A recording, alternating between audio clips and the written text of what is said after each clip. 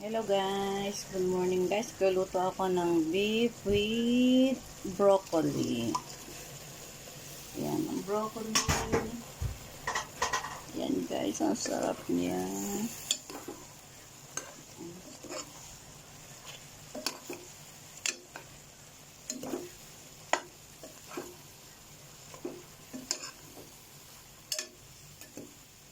Lagyan natin ng konting tubig.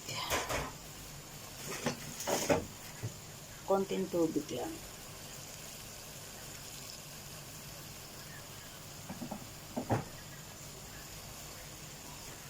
Ang sarap niya guys. Fresh na fresh yung broccoli niya. Diba?